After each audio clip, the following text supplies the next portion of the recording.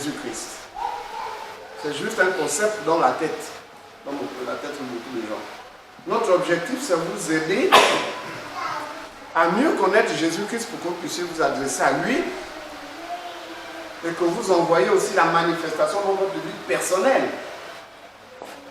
Que vous ne soyez pas semblables aux gens qui vont dans les églises. Jésus-Christ avec le pasteur fait les miracles et les âmes, lui, mais ne reçoivent pas. Du coup, ils ont besoin de la bénédiction du pasteur pour recevoir un peu.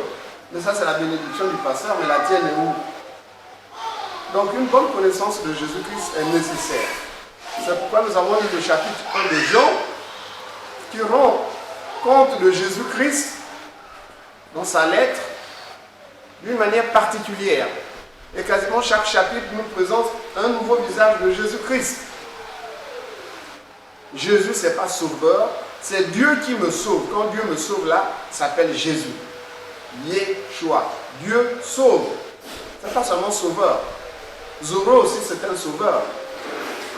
Dans les films, bien sûr. Il y a eu beaucoup de sauveurs sur terre qui ont sauvé d'autres personnes. Lors de la Deuxième Guerre mondiale, beaucoup de gens ont sauvé les Juifs. C'était des sauveurs.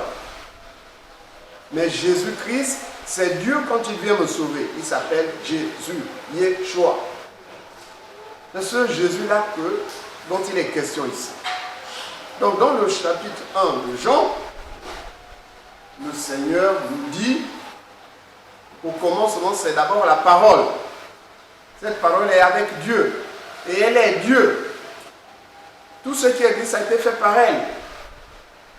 Et il n'y a pas une seule chose dans le monde entier, dans l'univers tout entier, visible et invisible, qui n'ait pas été fait par la parole de Dieu. Et le Seigneur dit que cette parole est venue sur terre, dans un corps d'homme, on venait de lire. Ce corps a été déposé sous forme d'un fœtus dans le sein d'une femme. Il s'est développé. Mais ce fœtus-là n'a pas hérité du sang de Marie. Marie était juste là pour le nourrir, c'est tout. Parce que le sang de Marie, comme le sang de tout homme, porte le péché. Et le Seigneur est né en tant que bébé pour que les hommes l'acceptent en tant qu'homme. S'il était participé, comme on le lira tout à l'heure, il dit quand le Christ viendra, on ne saura pas d'où il vient. Mais s'il vient de n'importe où, comment les gens vont le croire? On dit, mais ce que tu fais là, c'est parce que tu viens de nulle part. Mais nous qui sommes nés du ventre d'une femme, on ne peut pas faire ça. Il fallait qu'il naisse comme un être humain à part entière. C'est pourquoi il est né du sein d'une femme. Dans le chapitre 2, les noces de Cana, nous découvrons Jésus-Christ en tant qu'époux de l'Église, qui se présente à des noces de manière prophétique pour dire ça c'est rien du tout, il y a d'autres noces qui vous attendent. Et le vin que vous boirez là-bas ne saoule pas. Ils rend heureux, ils rend joyeux. Mais c'était un signe. Donc il se présente en tant qu'époux de l'Église. Dans le chapitre 3, le Seigneur se présente comme la manifestation de l'amour de Dieu. Dieu a tant aimé le monde qu'il a donné son Fils unique afin que tu comprennes lui ne périsse point, mais qu'il ait la vie éternelle. Jean chapitre 3, verset 16. Il est la manifestation de l'amour de Dieu pour nous. Le signe que Dieu nous aime, c'est l'arrivée de Jésus-Christ. Dans Jean chapitre 3, 4 plutôt, le Seigneur se présente comme la source d'eau vive qui communique la vie. Et tu ne te repens plus de cette vie-là, c'est une vie qui te rend heureux.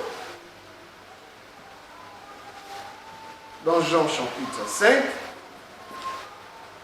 chapitre 6, c'est le pain qui vient du ciel pour nourrir non pas le corps, mais l'âme. Et pour attirer les gens, pour les enseigner, il leur donne d'abord le pain qui nourrit le corps. Et les gens se disent, mais voilà l'homme qu'il nous faut. On n'aura plus besoin d'aller chercher la nourriture.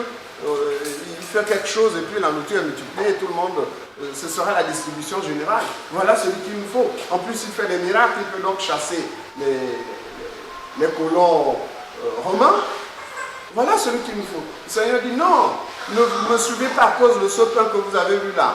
Suivez-moi à cause de ce corps qui est une nourriture. Et les gens sont perturbés en disant, mais ce gars-là, il est fou. Il veut nous donner son corps et son sang à manger. Mais on ne mange pas du corps humain, on ne boit pas du sang humain. Personne ne peut manger son corps. Et même si c'était possible, il y avait tellement de gens dans Jérusalem. Chacun allait avoir un petit morceau, ça n'a pas de sens. Mais en fait, il parlait de sa nature qu'il allait nous communiquer. Et la parole s'est faite chair. Et la parole s'est faite chair. C'est pas dit ce corps-là, c'est de la nourriture. Pourquoi? Parce que c'est la parole. C'est la parole qui est devenue un corps. Vous comprenez? C'est pourquoi il pouvait dire librement, mon corps là, c'est de la nourriture.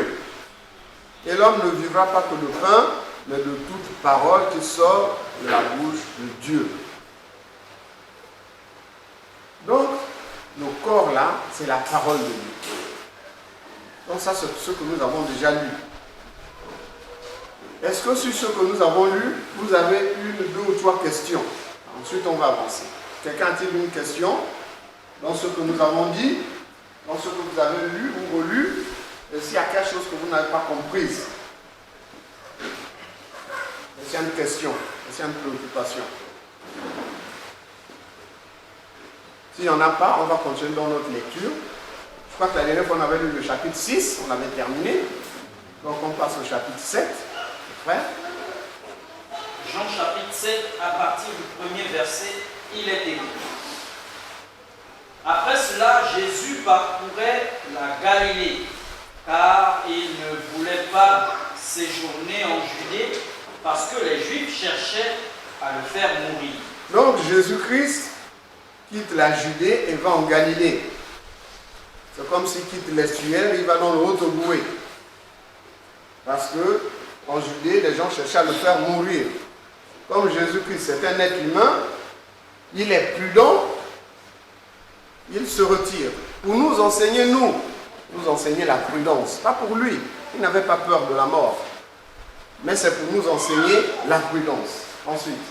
Or, la fête des Juifs, la fête du tabernacle, était proche.